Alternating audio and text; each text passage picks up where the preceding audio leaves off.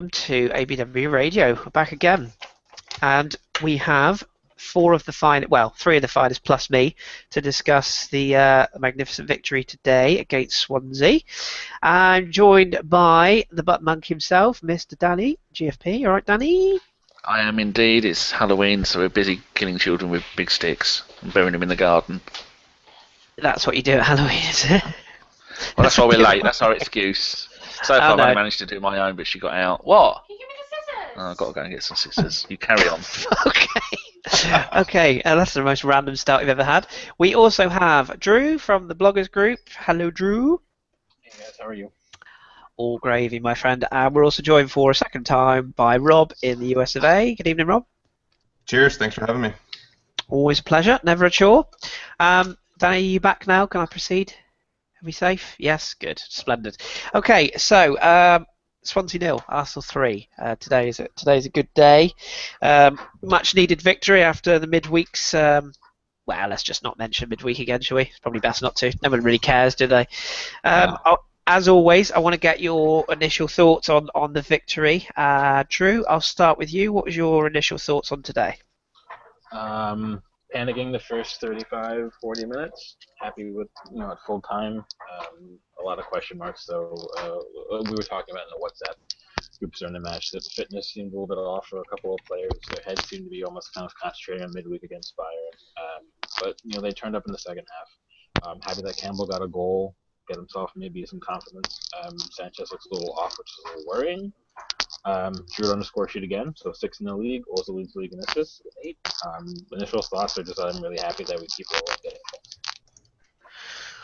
Good stuff. You've got a weird scratchy noise going on there, Joe. I don't know what it was, but that's someone cooking in the kitchen. Aha, that'll be what it is. Okay. Right, Rob. What was your thoughts? Did you watch the full game through, or just highlights, or what was your general thoughts on today? No, I suffered through the whole game. Drew summed up the first half pretty well, but my initial thought of the game after we did get the result was that is absolutely a game that we would have dropped points last year, no doubt about it. I thought the boys showed a lot of resilience today and really did a fantastic job. That is not an easy place to go, as you guys know, and 3-0 is pretty excellent. What was your venue of choice today? My venue of choice? Yeah, as in where you watched the game. Oh, my living room. The couch over my shoulder. I'm always intrigued, just because I like to know. Some people go to sort of pubs and bars and stuff, and other people like to watch at home. I'm very much a home watcher, so I'm with you on that one. Question for Drew in a second. I'll save that. Danny, what was your thoughts on the game, sort of initially? Any sort of pluses? Anything? Any concerns? No, in fact, the complete opposite. An anti-concern, if you will. It was lovely to see Santi Cazorla get a shot on goal in the first half. I mean, admittedly, it was against our goal, but at least he's starting off where hopefully he will continue. And I think Czech almost struggled to get it, but at least it was on target. That's the main thing. Like Drew was saying, I completely agree. They would look very, very nervous because just looking at the stats, we've played them 9 times in the Premier League and we've only beaten them 4 times, including today. And they are the modern Bolton. Not only in their colour of playing in all white, but they just we just struggle to beat them home or away all the time, and it's actually a joy to beat them because I hate them. Fair enough. And I want them swapped with Barnet. It's the English Premier League, you horrible people. It's not the British Premier League, so it isn't, is it? Is it British Premier League? Well, no, it's not. It's the English Premier League, you tit. Yes, there you go. So it's You've made an argument on one side, and then you've kind of killed it on the very next. Yeah. Well, if we're going to have the British Premier League, then I want Celtic and Rangers to come and join the Premier League. If we're going to have the Welsh, we might as well have the Sweaties. So it can come. I think I've insulted most of our neighbours there, so over to you. Pretty much. Cheers for that. Thank you. Firefighting as we go once again. Drew, just very quickly, I want to ask you a question. Pixel says, any update on your plant? Obviously, that people were concerned about the welfare of Planty, and if I was home, I'd show you. It's actually in full blossom now. So good. I told you it was coming along. Nice. So it's very much plant in. That's good to hear. Good to hear. ABW Radio answering the questions you ask us first. Right, let's get back to the game then. So, went into the game obviously on the back of a a defeat, which some people thought was important. Some people really didn't give a monkey's. Sheffield Wednesday midweek. The concern was, would it affect the first team? I think the answer is fairly emphatically no.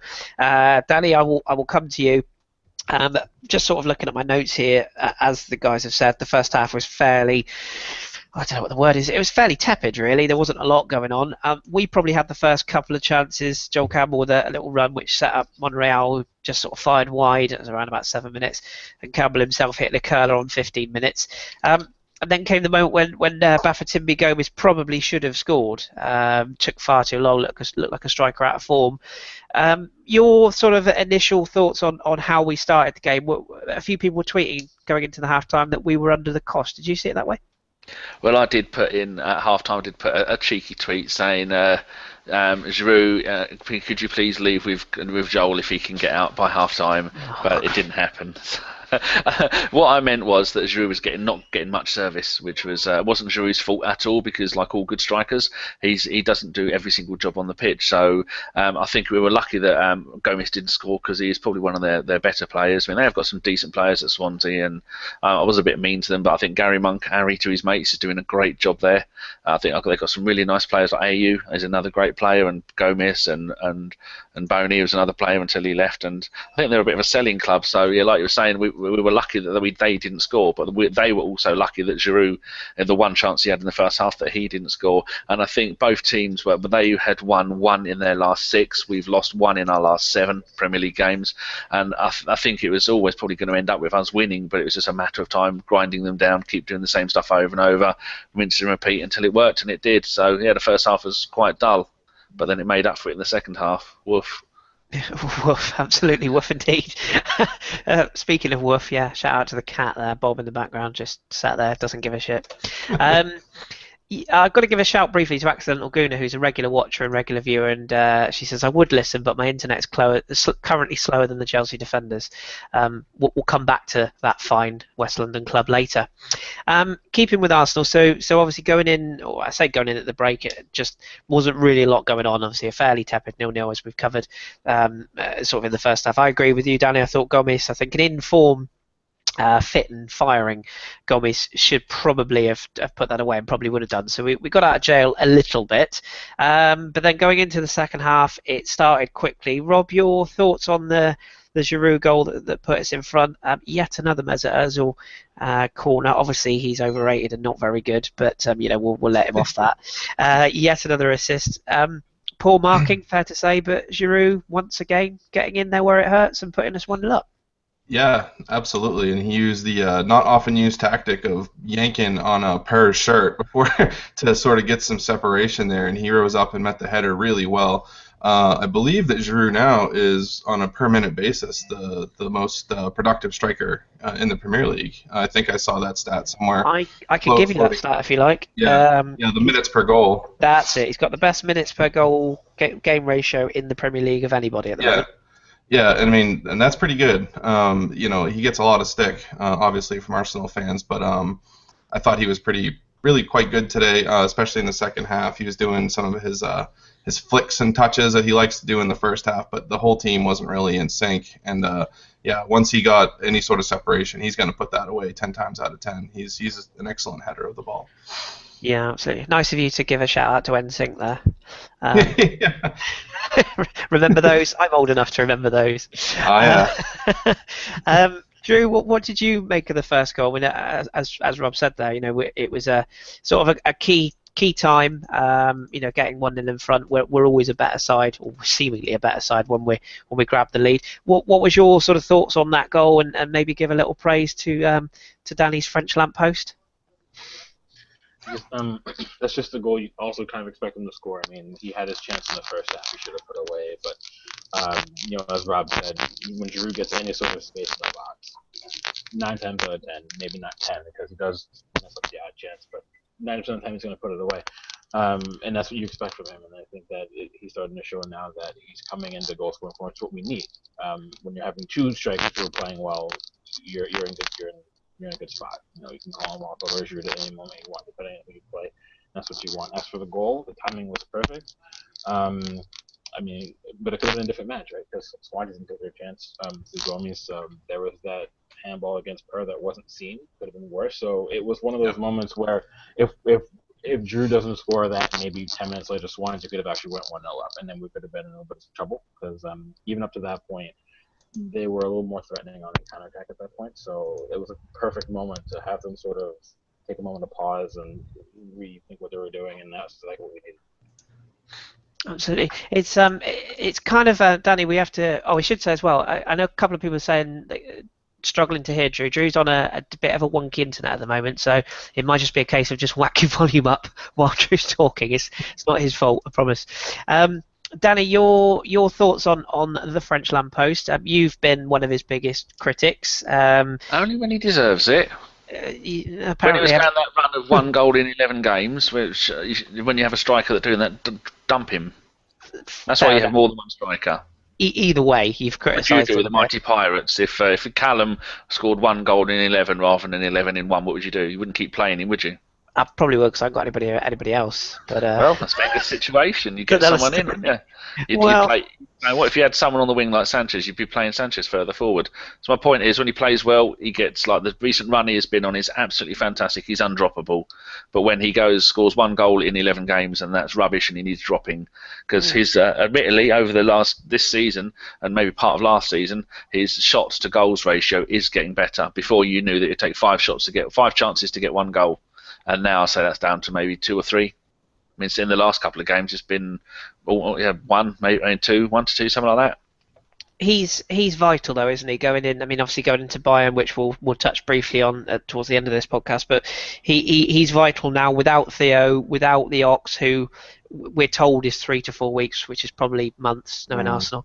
But he's really important now because not only is it him playing and scoring goals, we've essentially had to change our style of play now, haven't we? Because we haven't got Theo's pace now, so we've had to rejig our style of play, arguably back to what we did last year. Is that a concern for you? I mean, he had a bit of an injury today. He seemed to run it off. We need him to be tough now, don't we? Well, I don't think it's much of a problem because then the other teams don't know what to expect. They don't know whether it's going to be Giroud playing up front, who's going to be doing you in the air, and whether he's going to be elbowing around. Because I've seen he's got angry, hasn't he? He's got more and more angry. And which is good to see because that's what you need to do. Like I said a while ago, he needs to watch videos of Duncan Ferguson, John Fashanu, and John Hartson, and all these other players who are no stranger to an elbow in the face. Not that you can get away with that these days, but there is a fine line where you need to be rough people up more than they rough you up and get more stuff done. And he is doing that, and you see with the anger where he misses and he'll start punching the floor or screaming. He needs to let some of that Gallic anger out and stop being a love machine for the ladies. Yeah, I was just going to say, I would suggest maybe we should get him a hotel room and 3 ladies for a night. Perhaps that's the way to get himself sorted out on that one. Less said about that, the better. I should say as well, in the chat box, they're talking about this thing. I don't know what it is. It's definitely not a sport, but they're discussing something, egg chasing or something, is it? Oh, NFL. Yeah, Dolphins got murdered the other night. Ah, good. Okay, I just wanted to clarify. So, yeah. Anyway, moving back, Rob, I'll come back to you. You should say Drew's just going to try and sort out his laptops. He's having some issues with it, so Drew will be back shortly. Rob, 1-0 up, comfortable to that point, I would suggest. I've got a note here that obviously we should say as well it's the 2000th goal under Arsene Wenger. If it's the 27th goal under Wenger, we're in some serious trouble. 2000th goal under Arsene Wenger, we should mention that. But on 54 minutes, although Andre Ayew was offside, I kind of panicked because Hector Bellerin made an unbelievable goal line clearance and then took the full weight of the post on his ribs. Were you kind of worried as much as I was as that happened? Yeah, I was very worried. I was actually watching with my family, and they were all very concerned for Hector. They asked me to send him a tweet to make sure he's feeling okay because my boy was convinced he was never getting up because he was flying. There are some GIFs and vines going around to the ground he made up on that play, and that was pretty remarkable. I'm not sure that there's another fullback in the Premier League that could make plays like that. And Hector did a couple sort of full pitch sprints today to get back. And on Gomi's chance that he screwed up on, Hector actually came in at the end of that and sort of disrupted that. But yeah, that was pretty remarkable. I thought that was actually maybe the best play of the day today. I don't know of any other player that could have done that. Yeah, yeah, absolutely. Should say as well, anybody in the chat box, if you've got questions, the best time to ask them is when we give you the heads up for questions, just purely because we might miss them now. So have a chat amongst yourselves for now and keep the questions saved up for later on. Just sticking with you, Ron, for a minute. Obviously, we sort of got away with that, whether it was offside, whether it was not. We Sure. we're in that situation where a second goal was vital, and it was a period of the game where you could easily see both teams scoring. It was either going to be 1-1 or 2-0. Yep. Luckily enough, it was 2-0. Should we be sending Lucas Fabianski a check for this evening, because he seemed to make a complete hash of that goal? Yeah, memory lane right there. The good old days of Fabianski coming back. I was shocked that there wasn't a foul called. 9 times out of 10, when you make any sort of contact with the keeper these days, the whistle blows and it's a free kick. And I think if you look at the Koscielny's reaction after he put the ball in the net, he's looking around waiting for the foul. And it never came, and we sort of madness ensued. And from there, I thought the game was pretty much over. They were never going to come back from 2-0, but yeah, I'll take it every time. Yeah, absolutely. Drew, are you back with us there? Yeah, I'm back. Aha, good stuff. Your thoughts on going, obviously, say going 2-0 up. Did you think there was ever a doubt it wasn't going to be given? I know in the UK we were being subjected to the delights of Phil Thompson, who sort of was intimating it on the screen it was a goal, but there was a bit of kind of a hush around the ground. It seemed to be like, oh, is it given? Is it not? What was your kind of thoughts? And 2 goals and 2 games for Koscielny as well. That's got to be a good sign for a defender scoring from set pieces. Sure. I remember OG in the chat was saying how he was also surprised that it wasn't given a foul, because usually when the goalie comes to claim and you back into the keeper and sort of almost impede his progress to the ball, usually you get a judge to foul the keeper. So, but I think the fact that Fabianski kind of made a complete hash of it, maybe that didn't sort of work in his favor. I think if he kind of grabbed it and still maybe emphasized the contact more, then maybe the ref would have given it. But I don't know. I'm happy it stood, but you need a little bit of luck, right? So Simon just said it in the chat before that, we were lucky the goal stood maybe, but sometimes you go to a tough place away, you need some luck, especially if you want to challenge for the title. So I'm not displeased about that at all. And I'm glad that our center backs are getting some goals, because it always helps, especially right now, considering who we're missing right now. I'll take a goal from anybody, even Wenger. Go score a goal. So whatever. Yeah, absolutely. Well said. Danny, we were obviously 2-0 up, fairly comfortable at that stage. I think I put in our WhatsApp group, I was fairly confident that at 2-0, I just couldn't see Swansea getting back into it. The only sort of danger I felt was when that goal was given, there was an element of sort of siege mentality among the fans. They felt wronged, etc. But just to further wrap it up, we got 3-0 up, and a certain gentleman by the name of Joel Campbell, who was unable to get out while he could, bagged the 3rd goal. What was your thoughts on? We'll touch on his performance in a minute, but what's your thoughts on yet another Mesut Ozil assist and 3-0 and really cruising at that point? Absolutely brilliant. It's lovely to see Joel Campbell, who is the great-grandson of Sol Campbell and the nephew of Kevin Campbell. I think you're lying, aren't you? I might be. It's just lovely, because I used to, in the old days at Highbury, whenever Kevin Campbell scored, it would come up Super, S-O-U-P, Super Campbell, because of Campbell's soup. That's how we've moved on, people. That's the kind of rubbish you don't have to put up with. It's lovely to see him, and I think, who gave the when Campbell scored his goal, the ball come in from the right-hand side, then it come over to Ozil, Santi, Ozil, then Ozil crossed it. Who crossed it over? Because that was quite a decent cross. Ozil's cross in. Yeah, it was towards, I think it was Giroud, and it sort of went through him. Was it Giroud or was it better? Somebody right at the back post. I'm thinking about the Koscielny goal. That coming from the right-hand side, didn't it? Yeah, that was Ashley Williams kind of lumped it up in the air. No, it come over from one of our wide right players and come over, and then Koscielny fouled Fabianski and shoved him out of the way to get the goal.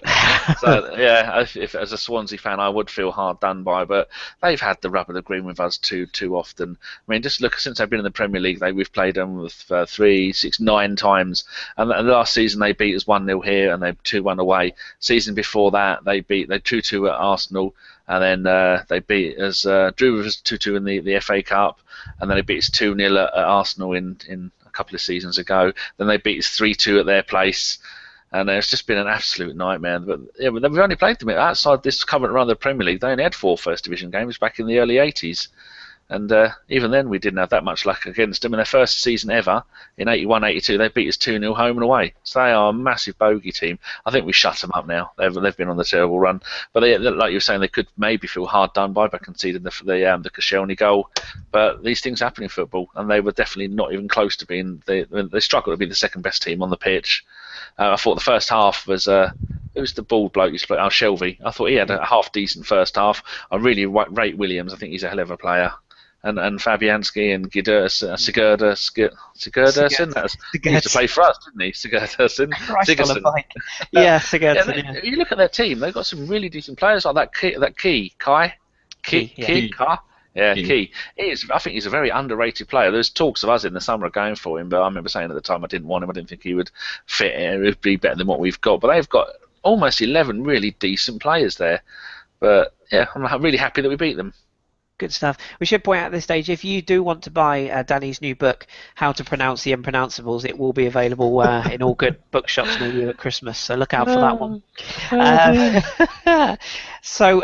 The only other things really to note about the game after that was Ashley Williams forcing Peter Cech into a low save around about 72nd minute, I think it was. Decent stop from Cech, who was good again today. Didn't have a lot to do, but what he had to do, he did well.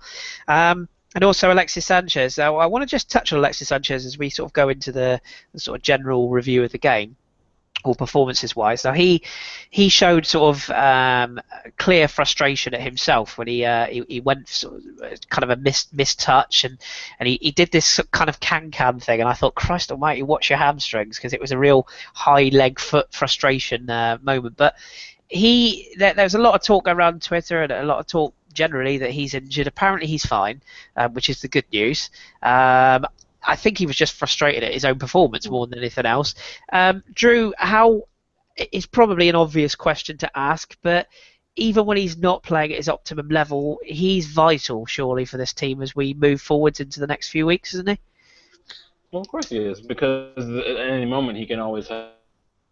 He wasn't playing well to start the season, but we kept playing him, and look how many goals he scored in a quick run of games. So the threat of him is always there, but more importantly, when he's on the pitch, people have to worry about him, and that creates space for other Sanchez out of a match. So he's, that you say the same thing about any world-class player. The odd times when Messi isn't on form, is Messi, not that Sanchez is Messi, but it's the same premise. When your best players are always there and they're as dangerous as he can be, people have to worry about him. So he's always going to be vital, even if he's not banging goals in. Just his presence helps us tactically, helps us going forward. Even his work rate, which wasn't there today, but even how hard he usually works off the ball is also vital, because the way he can regain possession when either he or someone else loses it is key for transition. He gets the ball, he gives it to Cazorla or Ozil, and then they break the attack. So he's multifaceted in the way that what he brings to us and how important it is. That's key. Yeah, it's his movement as well. Rob, what's your thoughts on those that say that he gives the ball away? Now, I should point out at this stage, this is not an Alexis bashing. I'm just kind of trying to play devil's advocate a bit. Does your view, or do you have a view on his sort of giving the ball away at times? Sometimes he does try to overdo it, and sometimes he almost looks like that player that he's just so desperate to do something good that he almost tries too hard. Do you have any concerns about that? And is that a worry when you look at, obviously he's not had a serious injury yet. Do you worry that he might have Ramsey syndrome about almost doing too much?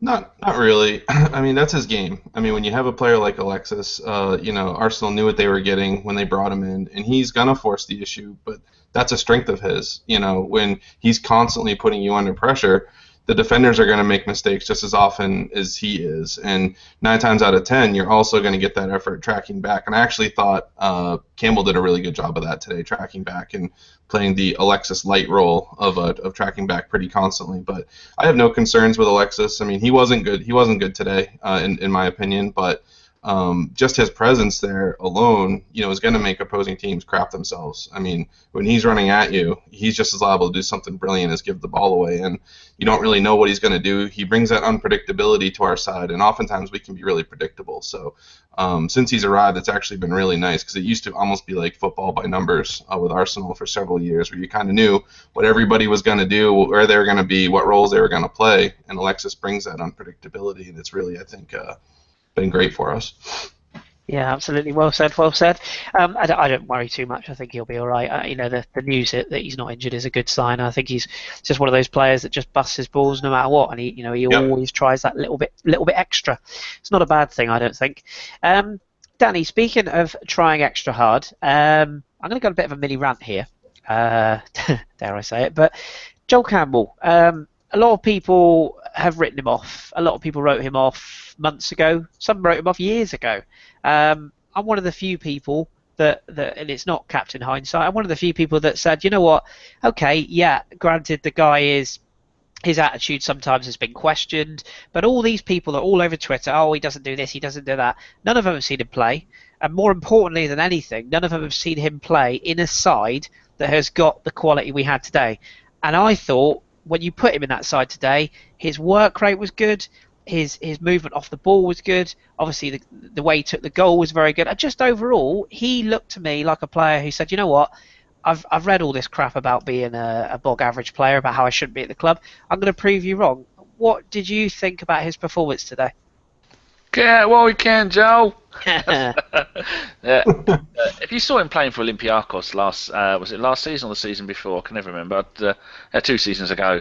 Just looking here, 8 goals in 32 games in the top league in the international things for Olympiacos. He scored 1 goal in 5 Champions League games. I think that was against Man United, wasn't it?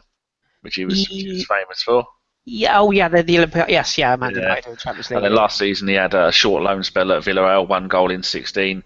I don't know what his problem is. I think he's very similar to the kind of Carlos Vela, where it all seems to be there. And when you're playing somewhere warm, maybe that could have something to do with it. Because when he played in the World Cup, I mean, Costa Rica at the moment, their under-17 team have just are doing wonders in the under-17 World Cup, aren't they? They through to the next round, and France and Germany are already out. They put France out on penalties, yeah. Yeah, very good. So it just shows that they're maybe a footballing nation that is going to come on leaps and bounds. But he is a very good player to watch him. But I just don't know why. Maybe because he knows that he's third choice down the right hand side. Maybe because he knows that in the summer he was on a verge of a move. And he's got he's only 23. Bloody hell, he's an old man.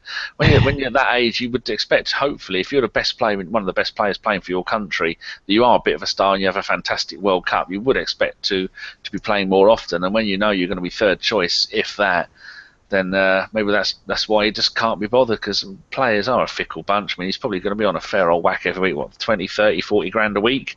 Personally, I wouldn't care. As an Arsenal fan, I would, but as a general football fan, if I was playing for another team, I wouldn't care whether I was playing or not.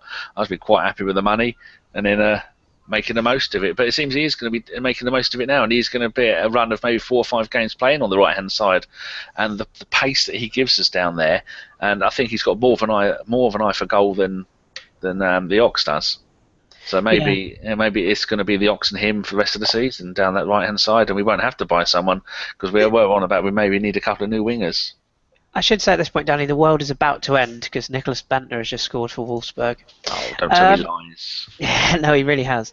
Rob, what your thoughts? Just keep with Joel Campbell for a minute. I just want to have a discussion with all 3 of you on Joel.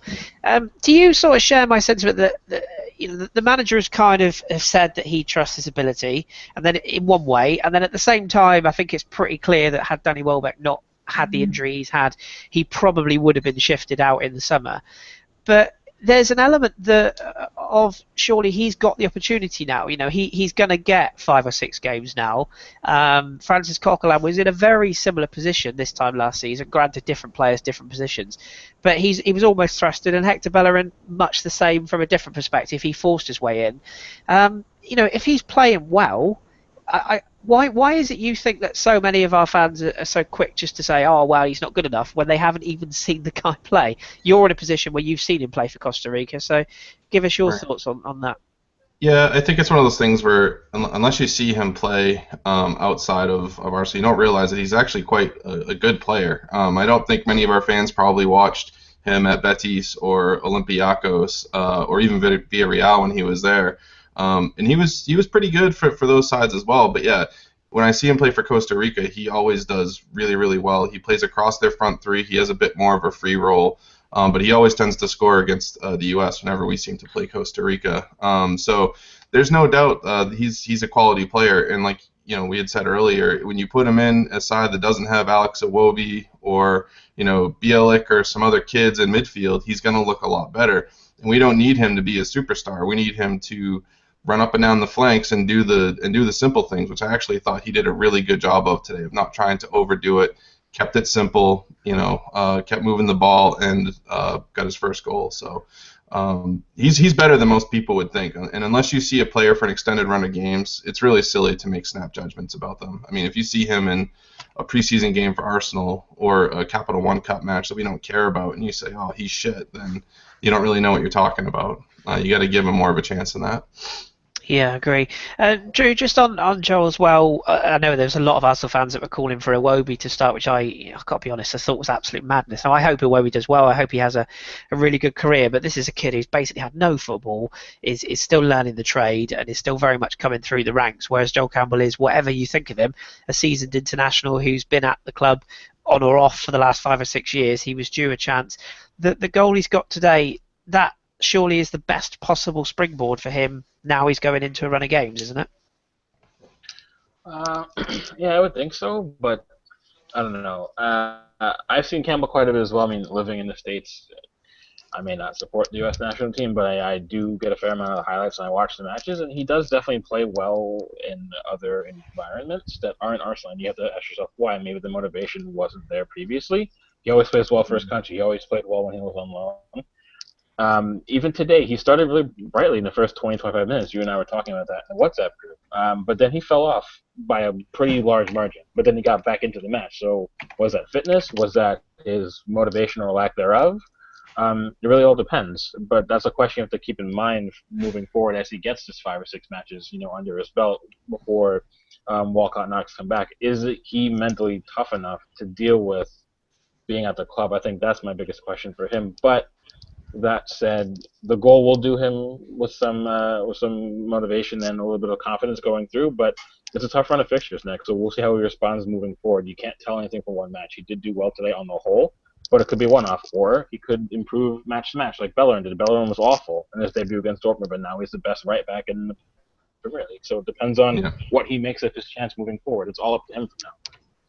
Yeah, I think what we're essentially saying now is, one performance is, doesn't make the whole his whole career, and he's going to have to keep this up. But he couldn't do any more today. And as I say, I was just reading through Twitter last night as I went to bed, and there's just so many people down on a player that's had no chances. And I think we're all too quick, me included, to read into things that are published in the media, things that are said about, somebody, his attitude's wrong. Yeah, because we all know that, don't we? Because we all sit at the training ground and watch them train every day, and it's just a bit moronic for people just to believe it.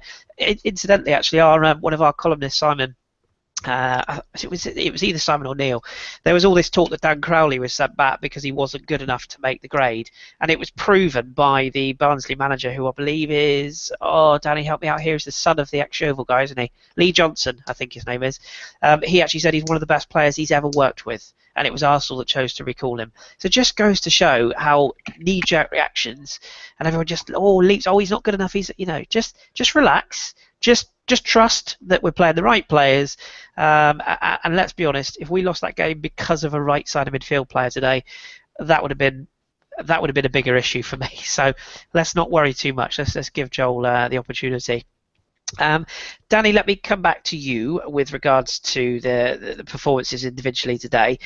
Mesut Ozil, we've covered him so many times on this show, and I'm sure everybody else has. He divides opinion, but for me, he's really started to win people over. Another 2 assists today. He's right in the groove, isn't he? Ahead of our probably 2 biggest fixtures of the season this week coming.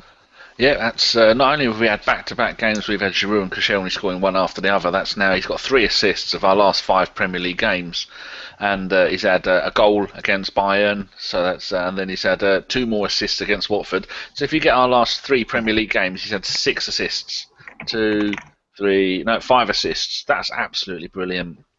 And you can constantly see that stat that since 2008 in the whole of European football, he's the second highest assist maker. In the last 2 or 3 years of the Premier League, he's the most assist maker since he's been here, I think. I mean, I'm never sure where these people get all their stats from, so they could say he's got the most number of potatoes in his shoe for all I know, and I'd believe it. There's a lovely little stat there, a bit of information there about Super Dan Crowley coming back, because I've been saying for a while that of all of our players that we've got out on loan, he is probably one of the best, and to be at shitty third tier Barnsley, why he is good enough to be at a lower half Premier League team, and I think that's what he needs to do. And if he doesn't go out and get a decent loan somewhere, I mean, I think they've called him back for cover because we've got some games coming up. We've got 8 first-team players out injured. But people, how long have people been going on? It's so split with the Arsenal fans. Either people don't watch Ozil and then they go, he's shit because, oh look, he's a multi-million-pound player and he hasn't scoring 5 goals a game. But you don't need to. That's not his job. His job isn't to run around the pitch like a lunatic like Sanchez does. His job isn't to outpace everybody and try and get people on the break like what Theo Walcott does. His job is to sit in the Bergkamp hole, which I may one day referred to as the Ozil hole, and pull the strings and pass the ball and get the assists and make everybody else look good. And he does a fantastic job. And occasionally he doesn't do it, but again, no one does it every single game, do they? Otherwise he wouldn't have been sold by Real Madrid if he was doing 5 or 6 assists a game. No, absolutely. I love the cross, by the way. That's beautiful. I personally think on the Crowley situation, I think the reason he's been recalled is Sheffield Wednesday away. If you look at the players that Arsene Wenger potentially trusted to step up, and it was proven after his post-match comments when he said, look, none of them are ready, I think that's exactly the reason why Crowley's been brought back. I think Camara probably would have been in line to play. I think although he impressed, I think Bielik only being on the bench to start with suggests that he's not ready. So I think Crowley is arguably one injury away from making the bench and going into the Iwobi position. I think that's how highly they think of him. And I know that a few people have asked what sort of player is he. He's very much like, he's almost a Jack Wilshere clone. The cheeky chappy, even the haircut, it's just all of it. They seem to be quite friendly. It is something special. I'm really looking forward to seeing him getting some game time. Absolutely. What we should say though, of course, is it's early days, and if he does make the bench or whatever, let's not think he's a world beater yet. And of course, we've got the Jeff coming back soon, so. I'm sure he'll be in and around the squad. Although I wouldn't expect to see him for 2 or 3 weeks. He's only literally just got back from the Under-17s World Cup. I don't think he'll be thrust in, particularly if Joel Campbell keeps performing. So let's move it along to another little segment. I want to ask Drew, what do you make of our defensive side of things at the moment? I mean, obviously Petr Cech is, I think there's a stat going around. I think OG might have pulled this one up actually, that he's one of the most, if not the most informed goalkeeper in the Premier League at the moment. And the defence in front of him, Koscielny and Mertesacker individually questionable at times, but as a partnership are superb. The 2 fullbacks for me are the best in the league right now. What's your thoughts on us defensively moving forwards? This is what wins you titles. It's simple as that. I mean, goals are a key component, sure, but if you give up fewer goals, you have a greater chance of winning matches. I mean, we have 6 clean sheets right now, and that's largely due to Cech. If you put Ospina or Szczesny in that same position at this point in time, we don't have that many clean sheets. It's not because Ospina isn't a good goalkeeper or Szczesny doesn't have his moments, but they're just not the same level. You brought Cech in to make a difference, and everyone said you bring a keeper like Cech in, he wins you by himself 12 points in the season. And that's a huge difference maker. If you add that up to last season's totals, we either would have won the league or come very, very close. So, I mean, exactly like Rob said, an offer £10 million, which is an absolute steal. Keepers can play till their late 30s. He still has, 4 years minimum left to give us? Look how well he's playing. The organization at the back is so much better. Bar that mistake by Koscielny and Mertesacker on a miscommunication that led to Gomis's breakaway, that was really their only error all match long. Cech has them well drilled. They all communicate much, much better. Manuel and Bellerin, I agree, are the best fullbacks right now in the Premier League on form. They're just the most consistent. They may not offer the assist totals that like a Kolarov will give you, but they're so defensively sound. They know when to attack and when not to. They're just smarter. Everyone at the back is smarter because of Cech, and I think that we were already good at the back, but when you added Cech, the defense plays off of him and he plays off the defense. And it's the perfect combination right now, and I think the fact that we have the best defensive league in the record speaks to that. Yeah, absolutely well said. And Rob, just expanding on the defensive point of view as well. If you look at our defence, Petr Cech was what, sort of 10 or just over, per Mertesacker the same. Koscielny was under 10 Right. million. Monreal, Bellerin came through the system free. When you look at the money that City have spent on Otamendi, for example, the money Chelsea spent on Zuma, yeah, I mean we've essentially brought together the future of our back four. Not forgetting Gabriel, of course. They're all challenging for places, and they were all sort of low, what I would class as low key signings, in that they didn't cost a lot.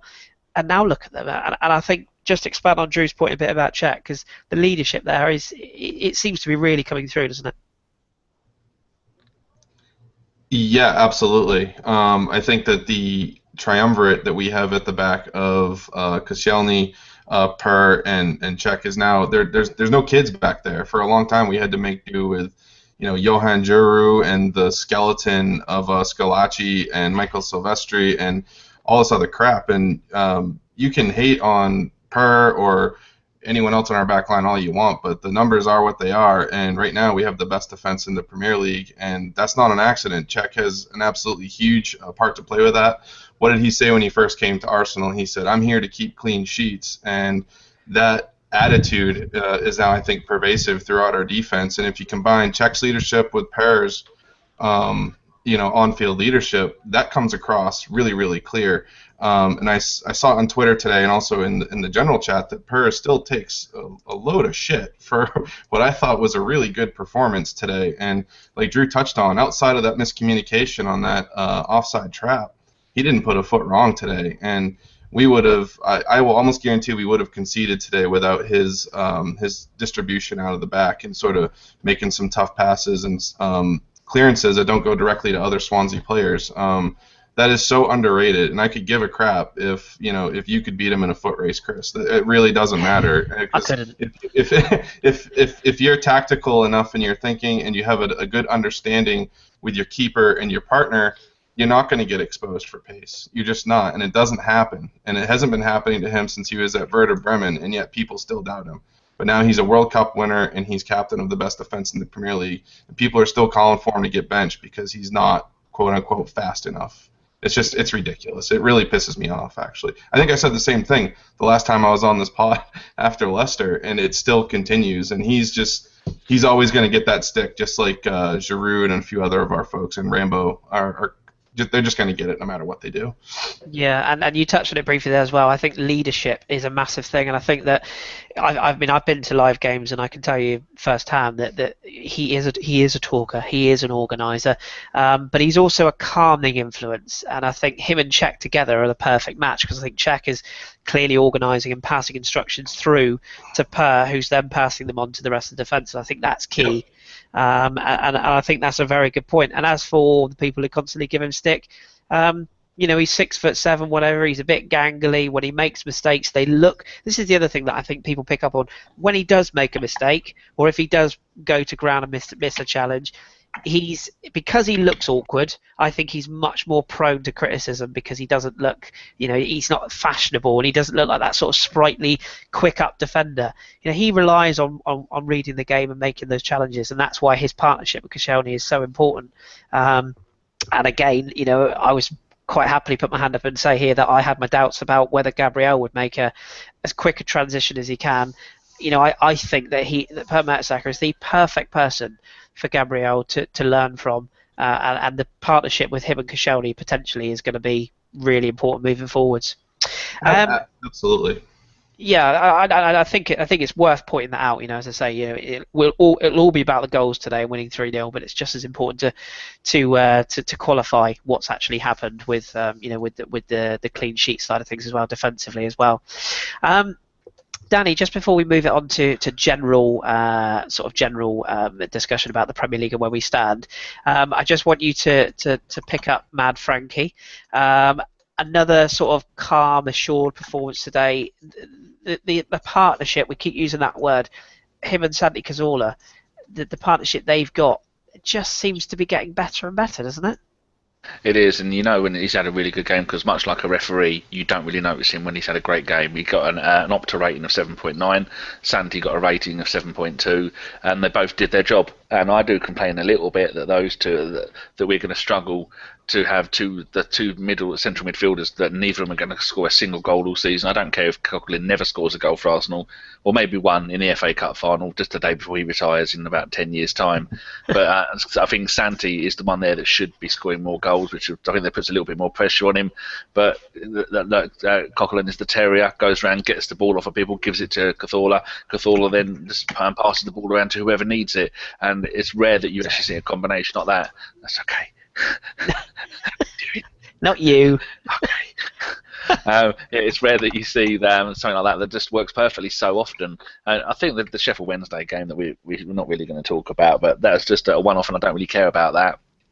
We had the chances. They had. It was a very poor game stats-wise. It was our worst game of the season for shots and shots on target. But I think that was just because the midfield weren't getting the ball up to Giroud, and if you don't feed him, he isn't going to score. Which showed today that once you do feed him, and the chances are there, and he's really up for it. So I really loved it. Yeah, and Koscielny got man of the match, by the way, with an 8.8. Did he really? It doesn't surprise me. Do you want to give us just a couple of stats just before I go to Drew with another question? Do you want to give us some stats on today? Yeah, total shots we had 15 and Swansea had 8.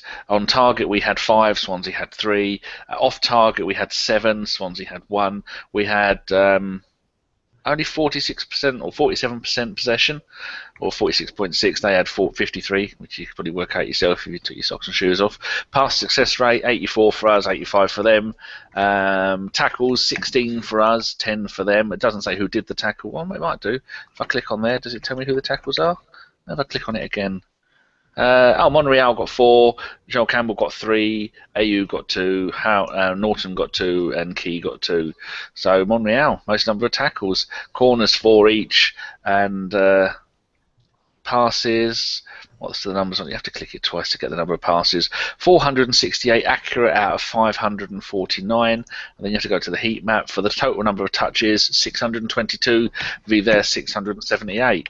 So looking at the stats, it was quite an even game, but I think we just took our chances as soon as we got them. You don't get stats like that anywhere else, folks. You go to whoscored.com. Yeah, people can't be bothered to do it themselves, Danny. Come on, you know how this works. It's all mine. All yours. Drew, I just wanted to just pick up on something Danny said there just briefly. Get your views on this. This constant thing that people keep saying, oh, well, you know, Cazorla and Coquelin are all well and great, but Santi should be scoring more goals for midfield. I 100% disagree with that. I think that's utter rubbish. And the reason I do is because, in my opinion, the 4-2-3-1 system is not about those holding two to get goals. What's your thoughts on that? I mean, are you in the camp that says Santi should get more goals, or are you in the camp that says as long as he's making Danny's favourite second and third assists, isn't he doing his job there? I think if he gets goals, I'm not going to argue because goals are goals. But no, that's not his job, because I hate giving like those popular terminologies to positions on the pitch, but for lack of a better term, don't kill me for this, but because he's that deep-lying playmaker, it's not his job to get forward and get goals. It's his job to Coquelin wins the ball, he gives it to Santi. Santi then either gives it to Ozil, who continues to move forward, or Santi picks up the move himself. It's completely up to Santi at that point. He's sort of like that midfield crux. He's the first one. He's like the if you ever watch hockey, how people there's 2 assists for a goal, he's the one that would get the third if a third existed. You know what I mean? He'll pass it to Ozil, who would pass it to somebody else who may pass it for the assist for the goal. You know what I mean? He's the one that starts the move. That's his sole job. And you're right, in a 4-2-3-1, it's not his job to score goals, because that's why there's 4 players ahead of him. If it was a 4-3-3, and maybe Coquelin was in an inverted triangle, if Coquelin was in the bottom, and it was Cazorla with, say, Ramsey as 2 midfielders, then they'd be asked to go further forward more, and they counterattack and get goals, but that's not his job. So no, I think if he's dictating tempo, if he's creating chances, if he gets a goal from the set piece, fine. If he gets a goal from open play, fine. But I'm not going to be pissed off if he doesn't score either. That's the strikers, the wingers. Even Ozil's now scoring a little bit more goals, which is good. It's just not up to Santi. He's not for me anyway. Yeah, I agree. I think the time to worry is when the forward players are not scoring the goals and we're not looking a threat from deep. I think that's when it is time to worry. Until then, we'll just sit back and quietly win 3-0. And as a few people have pointed out in the chat, Arsenal fans do like a moan. So if all we've got to moan about is a 3-0 victory away at Swansea, I'm quite happy for everyone to moan like hell, personally. Okay, we're going to take questions in a minute, and Danny, if I can ask you to write down the best of them. Just before we do, yeah, look at that face. It's time for you to do some work, lazy bugger. While I've got you, Danny, I'm going to come to all of you on this one, but it would not be fair of us to mention a certain team from West London, formed in 1996. No, sorry, 2002. I think they were formed. Is that right? Something like that. But the Division 2 London team. that's the one. You know that team that used to have that ground where cars used to park behind the goal. Do you remember that? Yes, because they were too lazy to get out and go and stand in the stands. Yeah, I remember that too. I don't want to turn this into a full-out gloat fest, but we've got to have a little bit of a touch on it. I mean, they were embarrassing, I thought, today. I mean, a team that they've got so much attacking talent, and as much as I can't stand them, you have to be honest and say they've got a lot of attacking talent. They set up today like a side that got an early goal and were desperate to hang on to that win, and they paid for it. What do you make of this, their constant collapse? I mean, do you really think that they're going to miss out on top four? Because I've said, I know Drew's with me, I still think they'll make top four just because it's Chelsea. But the longer this goes on, can you see the twatty one staying in place there? Well, we were talking on the pod the other night, and I said, was he on about 8 million a year? And then someone said they've heard he's on 12, 18 million a year. Yeah. Now, this is his third season. I think he signed a 5-year deal, and more trick-or-treaters. And to get rid of him is going to cost, you'd have thought, best part of 30, 40, 50 million quid, and they can't afford that. They can't justify it. And at the moment, the only manager who's out there and available is the one who did the double with them, and they sacked him, wasn't it? Ancelotti? Yeah. Well, they got Gus Hiddink, who's an interesting one that I think Gus Hiddink, did he only come in last time for half a season and then went, that's it, I'm off again? Yeah, but that's all he'd need to come in for this year as well, wouldn't it? Where's Ancelotti at the moment? He's acting in Star Trek movies. Certainly is. He is going to play a doctor in the new Star Trek Forward, I think it's called. Or I'm looking forward to that. I don't know whether he'll be speaking or not. I hear Tim Sherwood's looking for work. Perhaps they could. Yes, he was part of that. I didn't hear that was on the Guardian pod, wasn't it? There was the managers that have the shortest reigns of Premiership managers, and I could think, and was Tim Sherwood in there twice? It was on Football Daily last night, the 5 Live Football Daily, and they had it was the Beast question, wasn't it?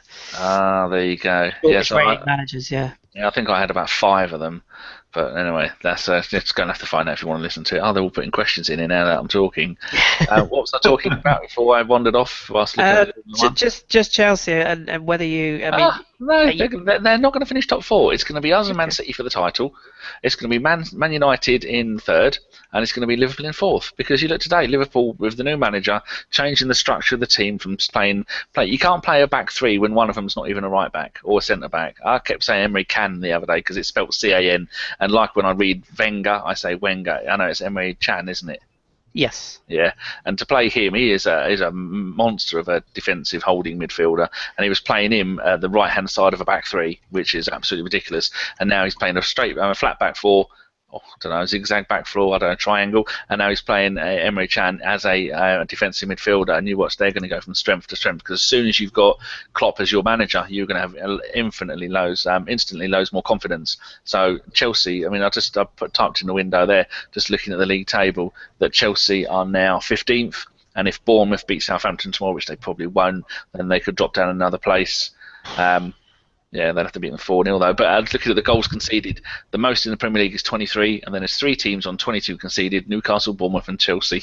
I don't think it's about their position. I think the biggest problem Chelsea have got right now is that every other team, including us and Man City, keep winning. So the longer they keep losing, we just keep winning. It's those points are going up and up and up. So at the moment, they are 10 points outside of the Champions League group, and we're 14 ahead, and so are Man City and Leicester. I mean, West Ham fell away today, so that's probably done Chelsea a bit of a favour after they got beat by the mighty Watford. But they are not going to. I wouldn't even be surprised if they don't finish in the WAFA Cup position because they're rubbish. They might not make it through to any further than maybe the last 16. I mean, that might even be a push the way they're going. I mean, they've got Maccabi Tel Aviv up next, I think, and I think they beat them 4-0, was it, in the previous leg? I'm not even reading that. Yeah, they did. Like usual. But wouldn't it be funny next year if when we're recording the pods, it would be Thursdays would be Spurs Chelsea days? I mean, how funny would that be? Like that would be awesome, wouldn't it? Oh, And they they probably they get could play. nil-nils all the way to the final and win it. Yeah, they could all play carrier bag for a night. It'd be great fun. Right, am I allowed to go and get these questions now? You can leave me alone. Yes, I'm going to go to Rob and Drew, and then Jolly I'm going good. to come back for questions. So, Right.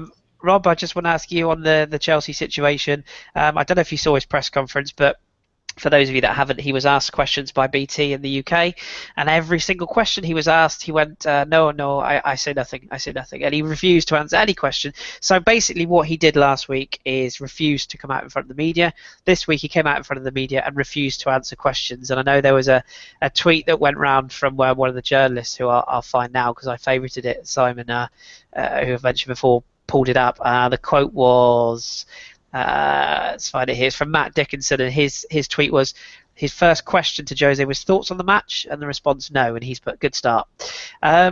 Just get your thoughts on where this leaves the title race, and just your sort of thoughts on Chelsea, and whether you think they even pose any sort of threat to the top four this year.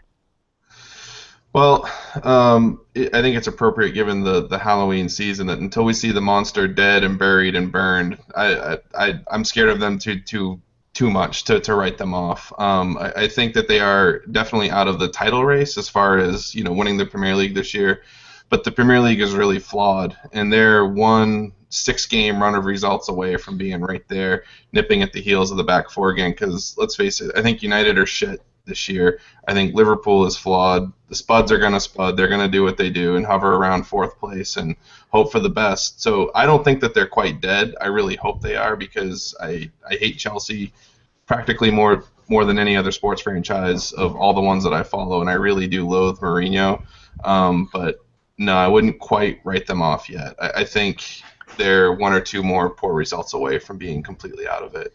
However, I will say that mathematically they are facing a real uphill battle, but so were we several years ago when Spurs were, 10 points ahead of us for 4th place in March, and we came back and did that. So, yeah, but let's hope. Let's all have a seance or something, or get some voodoo dolls, some anything that we can do to put a hex on those scumbags, because they're just the worst. They really are. But Rob, they have such a long and prestigious history, and they have such wonderful fans that are never racist, and they're lovely chaps. I mean, surely, yeah, bullshit. Drew, just by all means, you can have your say on Chelsea as well, but I just want to expand it slightly for you. It's obviously Manchester United drawing 0-0 with Palace today, which I must admit I was surprised about. No goals there. And Manchester City kind of, I wouldn't say fluking it, but they didn't look convincing against Norwich today. Where do you think this leaves, sort of title rivalry-wise? Do you think Man City are the biggest rivals? Have you got any concerns about United, and is there any other threat for the top four for us? No, I still think it's City, because even with Aguero out there, they're going to struggle to score a little more often than they would if he was fit, but they still have an enormous amount of attacking quality, so they're still going to get the points where they should, 9 times out of 10. United doesn't scare me. I'm with Rob. I feel like on paper they have quality, but Van Gaal is not getting the best out of that quality. I think he tinkers too much. I think he plays players he should be playing. I think he doesn't play players he should be playing. He doesn't use them the right way, just in my personal opinion. So I think that United are going to have some struggles again. And again, Palace is never easy, but if they can't even crack Palace's back four with the players they have, that's they should be a little bit worried about that. As for Chelsea, I'm with you and Rob. You cannot write them off yet. We don't like the club. We hate the manager, but to be fair, he's won quite a few things, and they have a very good squad. I don't know what their issues are personally, but you can't write them off. If come January they're still 14th, 15th, then you can write them off, because usually in January you're not too far from where you finish come May.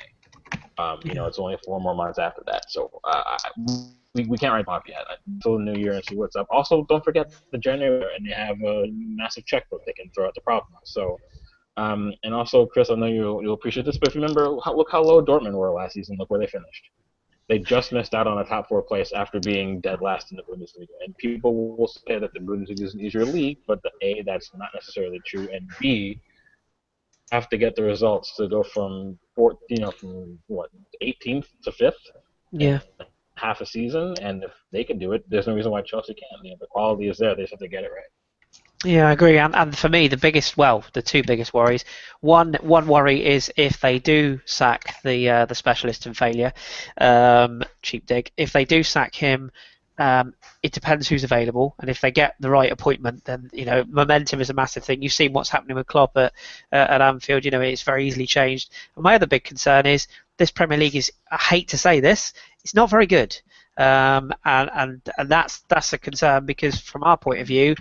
All we can do is keep winning our games. And you know what? I'm not going to look back in 10 years. If we've won the Premier League this year, I'm not going to look back and go, well, I feel a bit disappointed because it wasn't a very good league. I'm not going to give a shit. We want to win this league. Very, very much so. So, and this is the biggest chance we've had for years now to really get out there and win this league. And as I say, nobody looks back at the Invincible season and says, well, yeah, but there were some crap teams in the league. Nobody looks back on it that way. And Man United certainly don't look back on it the year that they beat us to the title when they really shouldn't have, and to go, well, Arsenal threw it away. All they care about is they won the league. So, right. But even with saying that, you could use that argument if you want, but the simple fact is we still have to outplay City for the entire season. Absolutely, yeah. We still have to do that to win the league. So even if the league is crap league and there's some teams that maybe shouldn't be there, we still have to best City for the entire season to win it, and that within itself is challenging enough. So absolutely, yeah. And at the end of the day, the best team in the league win the league. You can't argue that. You just can't argue it. So here's hoping that we are that best team. Danny, what have we got in the way of questions?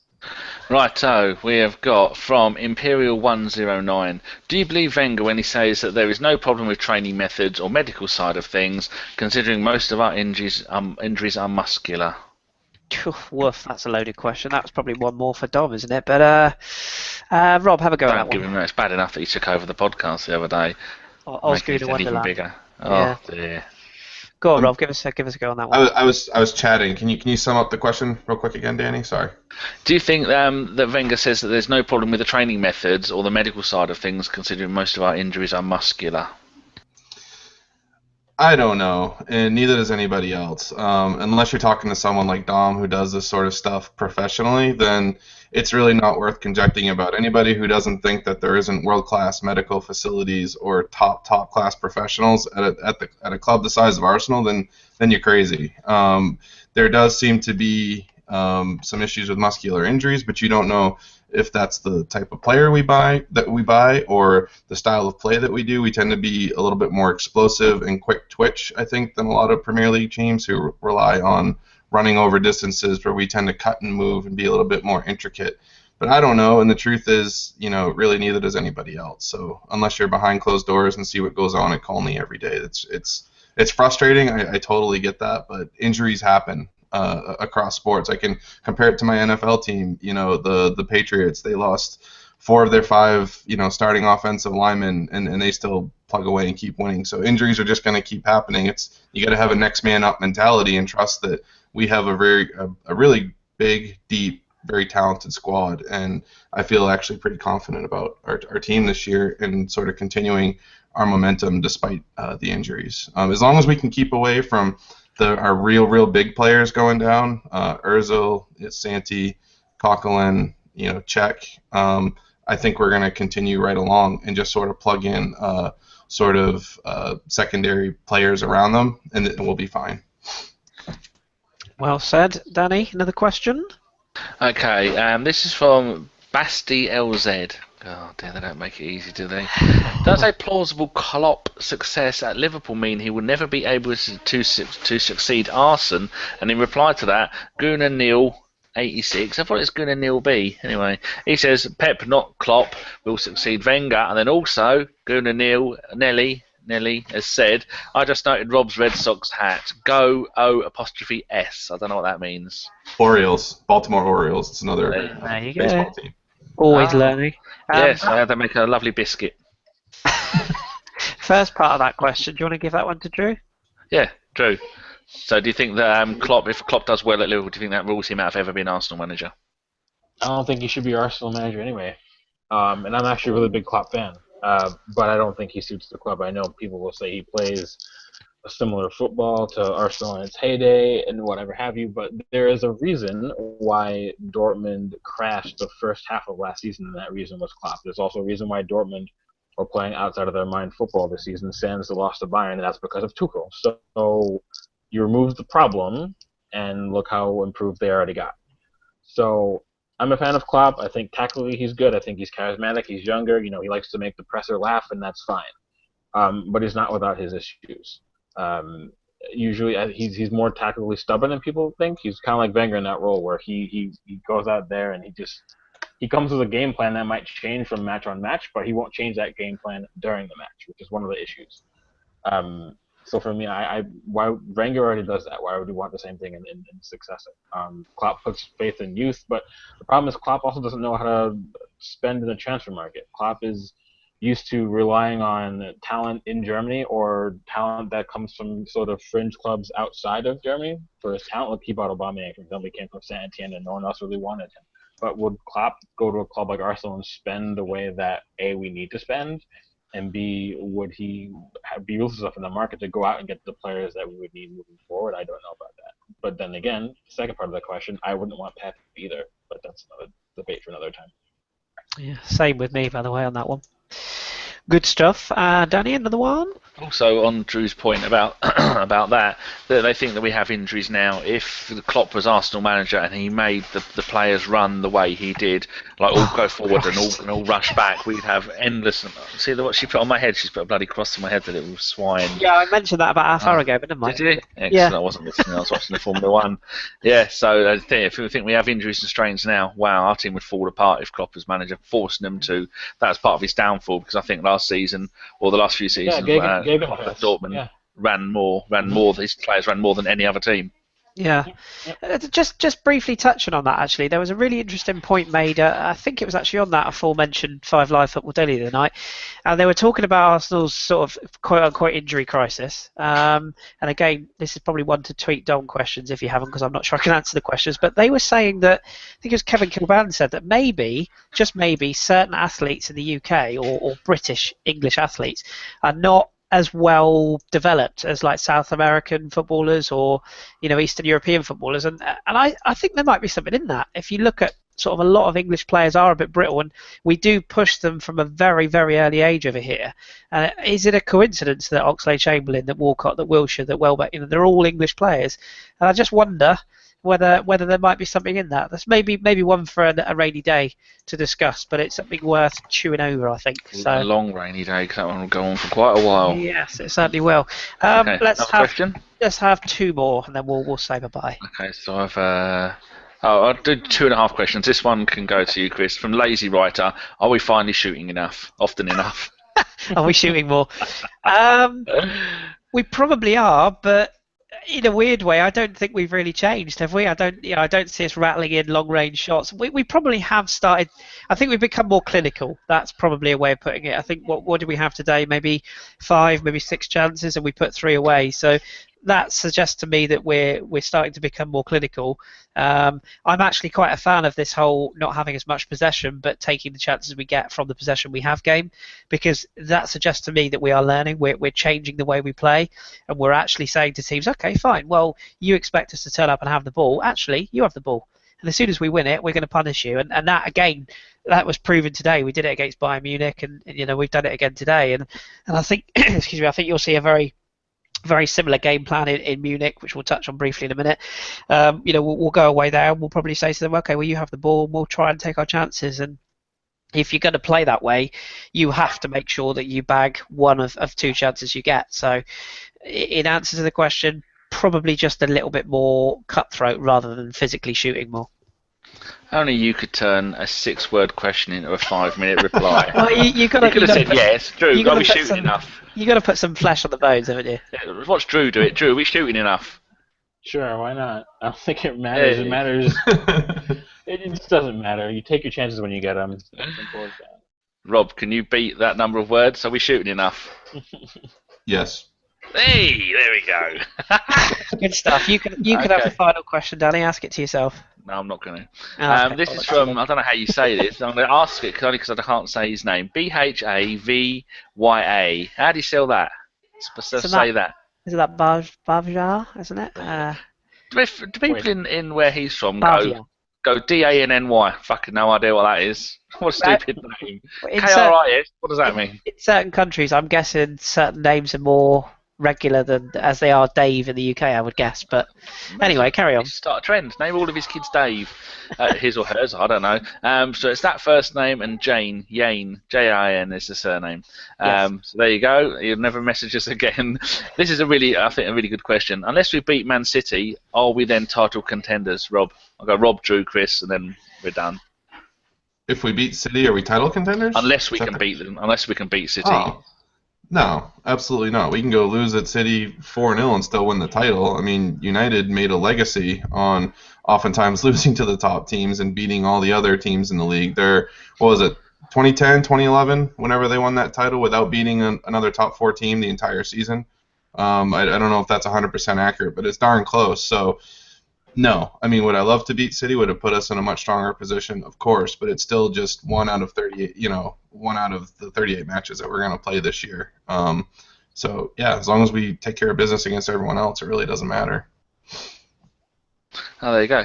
Drew, and then you can answer it finally, Kris. No, yeah, I mean, I couldn't agree more. It's a 38-match season, like Rob said, so we play City twice.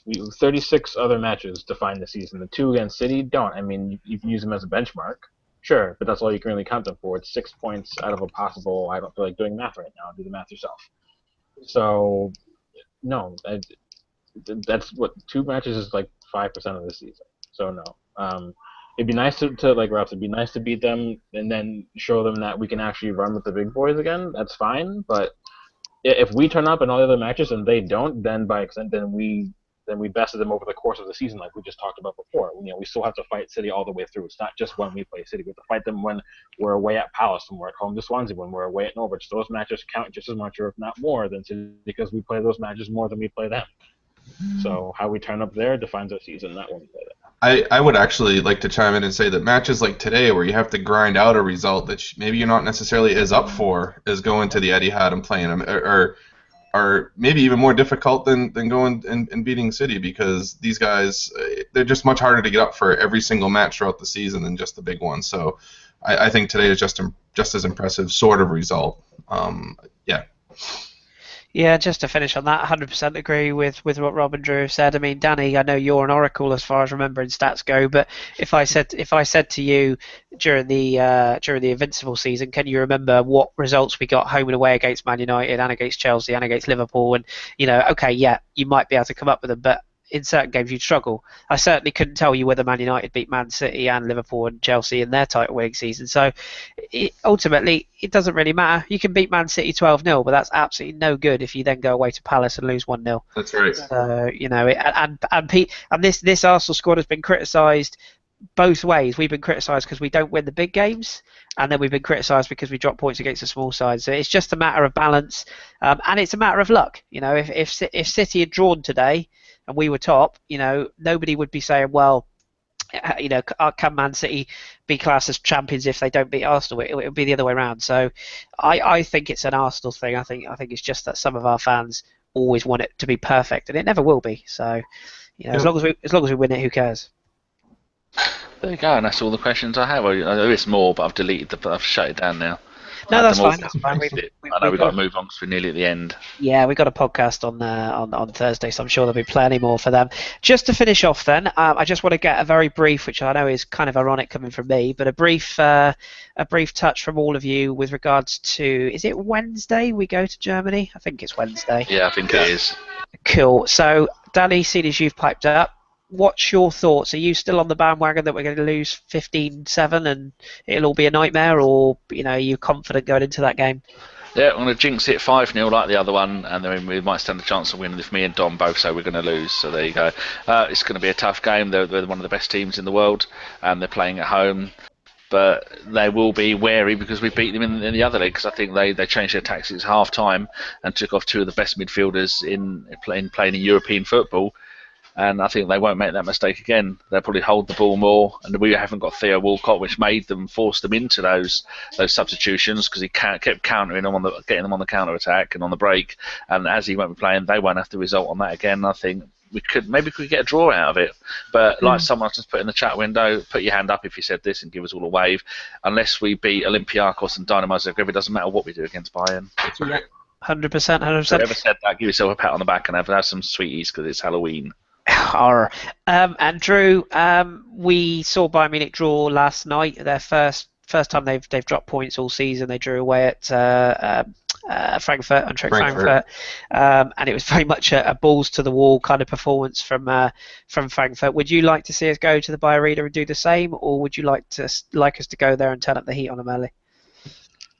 I don't. It's gonna be difficult because I think Walcott being out sort of forces our hand of what we need to do, and it also kind of plays into what Bayern want because, like Danny just pointed out, we can't go there now and hit them on the break like we can. Also, Ox isn't going to be there either, so our only counterattacking threat really is Sanchez, who looked a little bit off today. And you could argue Joel Campbell, but I would, if it was me, I think Alaba puts the shackles on Campbell all evening because Alaba's that good. So it's gonna be very difficult to see how we're gonna actually create enough chances and sort of really give them a moment of pause like we did on the break in the third match. So I don't see us winning. I didn't see us winning the last one, but I was surprised. Maybe we'll be surprised again. But like I pointed out before, Bayern don't score nearly as many goals away from them as they do at the Allianz Arena. They score over 3 goals a match at the Allianz Arena minimum. So it's going to be tough, and because they just drew 0-0 against Frankfurt, they're going to be motivated, and they may very well had their eyes on midweek when they put in that performance yesterday. So you don't know, because they definitely want to bounce back for sure. So and of course, but the only good thing you could say about the Joel Campbell situation is that with what Theo Walcott did to them, they would have been prepared for that. The fact they've now got a rejig for a player they don't really know a lot about or haven't got really anything to judge form-wise, that might play in our favour, maybe.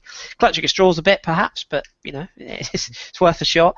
And finally, Rob, your thoughts on Bayern, and also we kind of want a draw, don't we, in that other game between the Druggies and Olympiacos? Yeah, we gotta kind of hope for a draw in the other match, and the bottom line is we're gonna have to go to the Allianz. We're gonna have to score. I don't see us keeping a clean sheet. Right now, I'm trying to figure in my head how we're gonna do that, and I'm struggling a little bit. I think right now that it's probably the toughest away trip in all of Europe. I would put them right now ahead of the new camp or anywhere else that you can stack up against it, and they're just terrifying at home, and they're going to be pissed off that we beat them in the last match and that they couldn't put one past Frankfurt. So I think the best that we can hope for is a score draw, and I think that I would be doing cartwheels if we're able to do that, because it's going to be really, really difficult. And like you guys said, it's a moot point anyway, because we're going to have to win both of our last 2 games, regardless of whether we win or lose, I think, against Bayern to go through. So it's going to be really, really challenging, but, score draw, fingers crossed. We'll see. Yeah, absolutely. Yeah, fingers crossed for Wednesday. We will return. Danny, I've just left a quick message in the chat box there. If you wouldn't mind reading that, just as I let everyone know. I was busy making demands about what I want for dinner from the child. Oh no, it's all right. No, well, we can say hello to him and say that we've got an announcement on Thursday about a new member of the pod. Okay, I will do that just before. Member. Just before I do, myself and Mr. Canton will be here on Wednesday for Bayern Munich, Yes. plus 2 others, which could be Danny, could be John. We're not sure. We might have the full team together. We're not sure. I might be up.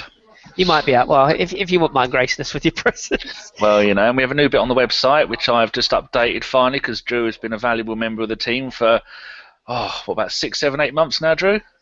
Something like that, yeah. Yeah, and I've finally gone to put him on the website. I know OG did have it on the blogger section, but if you go to our website and go to the top line, the hashtag ABW team, you'll see that we've got the section for the podcast, we've got a section for the bloggers, and a section for the radio. But as I said at the top, many people do many things, like Drew has done all 3, and Goonaholic has done blogs, and he's done the podcast, and I think he may even come on a radio show if Kris asks him one day. He's wise. I would love to have him on. The only problem he retweeted us. He cut it and pasted it and tweeted it today. The only problem we have with David is obviously he goes to a lot of games, so we'll have to pick a game he's not at. Same with Neil, who was also very, very good on the radio show the other night. So yeah. How dare Arsenal fans go to games? I know. It's not on, is it? And we need, in brackets on the site, we have like Kate is the blogging mistress, Jeff is the blogmeister, you are the pirate. I need one for you, Drew. So there's a little question mark in a green thing. So you think about something catchy that you'd like to be known as. The fighter People of always crime. call me Budget Coughlin, so that'll work. Call you what? Budget cock. There you go. Coughlin. People always call me that. Yeah. Budget Coughlin. Just budget cock. That'll be fine. I think that's fine. That's not true. I'm black. There's no budget about that cock. Just please don't put anything. Has he been there? Yeah, just get it. Just don't put anything remotely racist. Because Drew will come and find me and tickle me until I wet myself. Yes, he will. But Podcast it would be a fun afternoon. podcast next Thursday, Danny. I presume there will be one. We think we have the woman, because FK was meant to do a Bayern Munich pod. I can't remember what, Bayern Central, I think they may be called, and then they was going to get me to do it because he couldn't make it. They cancelled the pod and didn't ask me back, so it made me sad. And then I asked the woman who's based in, I think she's based in America, but she's German, and I asked her would she like to be a guest, and she said yes, she'll let me know. So you never know, we might have a woman of Germanness, a Bayern fan, to come on and hopefully it means we've got to win. Yes, but it should be an interesting pod. We don't know who's hosting yet. Mr. Gimley might be back, but he's just been having a little holiday. I think he's on his way back to Wales as we speak, or maybe sometime earlier this afternoon. In a canoe. In a canoe. And as for the rest of the guests, who knows? Who knows? Really. Could be anyone. The only reason I'm constantly there is because I press record. If someone else could press record, I would never have to do it because I spend all time in bed. But I can't. I've taught you lot how to do this, but none of you lot can be taught to do the other stuff. But John, training John up, but he's on a YTS scheme. He's on a developmental contract. And also, you touched on it briefly, we might have some news about a certain something on Thursday, perhaps. Yes. Little tease to tune in. Oh, yes, we've got the return of a legend. Return of a legend. It's like signing, who it is. It's like signing Sylvain Wiltord back again, isn't it? It certainly is. He did come out of retirement to play, didn't he? He did briefly, yeah. But did he come and play for Metz or someone like that? Or... Ask me this. I know. The hipster doesn't know. Go on, move on. He didn't look it up, has he? No, useless. I haven't. Bollocks to it. Anyway, right, okay, well that's that for us today. Then obviously I say we'll be back on Wednesday after the game with an unidentified lineup, and we'll be back on Thursday with an unidentified lineup. So it's all good. It's all mad chaos. Secret. But as always, if you follow us at the Bergie Radio, if you want to come on the show, again, we've got a long queue of people. But if you send us a DM, we'll do our best to get you on. Danny, what do they need if they want to come on? You need to have a headset, USB headset preferably, and you need to have no Wi-Fi. Drew gets away with it because he's special. And you've got to write in a blog soon, aren't you, Drew? Yeah, actually, it should be out Monday. It'll actually be about Campbell and Iwobi getting their chance via injury, like a certain Hector Bellerin did last season. Well, there you go, people. Superb. So if you follow at the good. Bergie blogs, that will be published there. Obviously, we'll retweet it via our podcast account. And the final thing is the FBAs, the voting is still open. If you want to give us a vote, if you like us. Oh, is it? It's on Friday, Chris. Oh, did it? Oh, bollocks. Well, don't vote then. Right, it's not live. It doesn't matter. Well, no. Well, okay. Well, let's just turn a negative into a positive and say thank you to everyone that has voted for us. Very much. So. We will. I'm sure we will know the results soon, and hopefully we'll be back there. You never know. Good stuff. So all we've got to do is find someone to go up there and represent us. Absolutely. I'm sure the Welsh Wonder is busy doing something at work. Gimley's not allowed out of Wales again now for another 6 months because he needs to have all the injections again. Oh dear. And Raj would go out there and we'd win everything. He'd just smash everyone up and take it. He'd Hulk smash. He'd Raj smash everything and take everything. We'd have all the awards. All the awards everywhere. So good luck to Andrew at Arscast and good luck to Swiss Ramble. Swiss Ramble, yeah, absolutely. And I think there may have been one other one that I can't remember. Good stuff. Well, whoever's Arsenal, we wish them all the best. So. Good stuff. Okay, well, all that remains to do is to say thank you, Danny. It's been a pleasure, Monsieur. And thank you to Rob. Thank you, Chris. And I would just like to clarify that both times I've been on, we have won our match by 3 clear goals. So you should probably schedule me more often. You can host every week. Robin, yeah, absolutely. Robin. And also thank you to Drew as well. Thank you, Drew. Danke, meine Freund. Okay, so we will see you after Bayern, come rain or shine. Until then, keep it Arsenal as always, and we will speak to you soon. Nanu, nanu, cheeky monkeys. Say something funny. Humans of Arsenal, love it, Dave.